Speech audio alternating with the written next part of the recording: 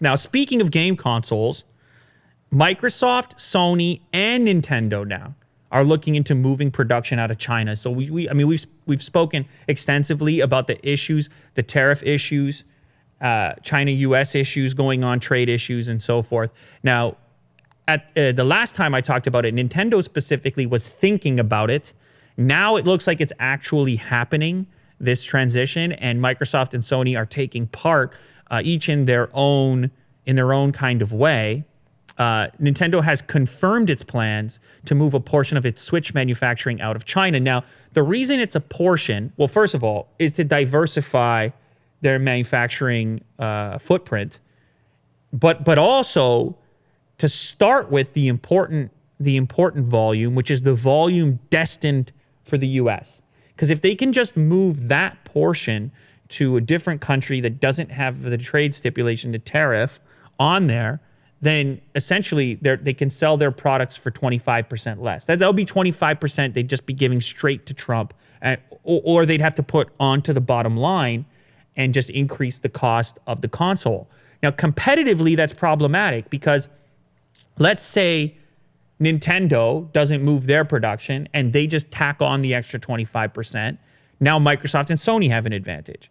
Or let's say, on the flip side, Microsoft is unwilling to move some of their production out of China, then Sony and Nintendo have the advantage. So if one moves, they all got to move because then they all compete so closely, and there's this sort of slim difference in how people select, particularly between Microsoft and Sony when you're thinking Xbox or you're thinking PlayStation. So a 25% swing in either direction could, price-wise, could be enough to send you in the other direction. So one moves, they all got to move. So the partial move for Nintendo, they're going to be moving to Vietnam. And in the case of Microsoft and Sony, I believe they're going to be moving to Thailand and Indonesia. So in the industry, the entire industry's case, you're looking at about 30% of the overall production for these consoles destined for the United States. So that's the percentage makeup of their business. It's a big percentage, right? Obviously, the U.S. is still a major consumer of goods, the major consumer of goods in most cases in a lot of categories. And so it's causing all kinds of problems. You have to assume that they're going to incur extra costs just moving production. So they may be able to avoid the 25% tariff, but you're still probably going to see more expense on your end as a U.S. customer, just by nature of the fact that you got to go set up some new facility, hire new people. There's just costs of moving that are going to probably end up coming out of your wallet to some degree. So these three companies now join PC makers such as HP, Lenovo, Asus, Dell, and more that are doing the same things. They started out talking about it, and now it's been too long. It's been going on too long. It's too threatening, and they can't be at the whim of these political policies. So they got to do what companies do and sort of spread themselves out and diversify their strategy so that they could be protected or insulated from these swings in one direction or the other. It's a smart move. You're probably going to pay a little bit more for this stuff regardless, as I just stated, but it's they're just stuck for the time being.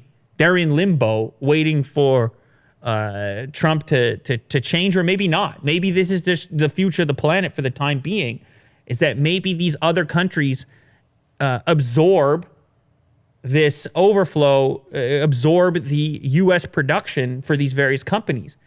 And if you're in Vietnam right now, if you're in Indonesia, if you're in Taiwan, Thailand, you're welcoming this business with open arms. What?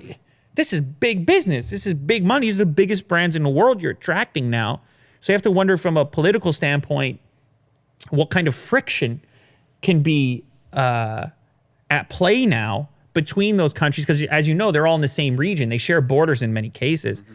And how are they going to feel that these companies can essentially just sidestep the trade deadlock through tactics like this and negate the effects of it?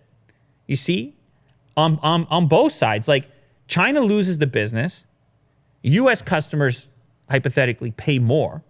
So they both suffer to a certain degree. And what's the outcome? Do the U.S. customers pull back? Does China become more aggressive? Do they change their tone and back down? There's a lot that has to take place based on information like this. But we've talked about it a lot. It's now the game consoles, but it's all hardware. It's everything made in China. Get ready for it. It's actually happening. It's not speculation anymore.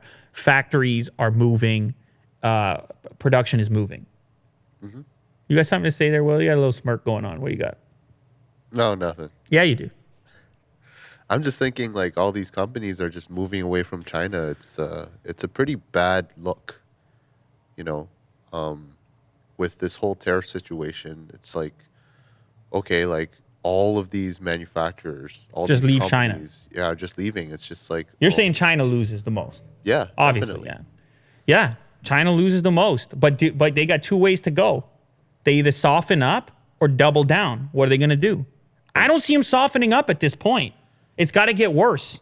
I think that they might become like so solitary. Like, yeah, everything's going to be manufactured within China, and then that's it. Like all their companies, and then you're saying it's risky to isolate yourself. From the global market. Well, hey man, that's the risk. We got to wait and see. I don't know why that's funny. It's just I had a smirk. Yeah, it's a weird thing to smirk about. Well, this is people's livelihoods. I apologize. Their lives, their futures. A lot of people affected here, Will. Let's not laugh about that, okay?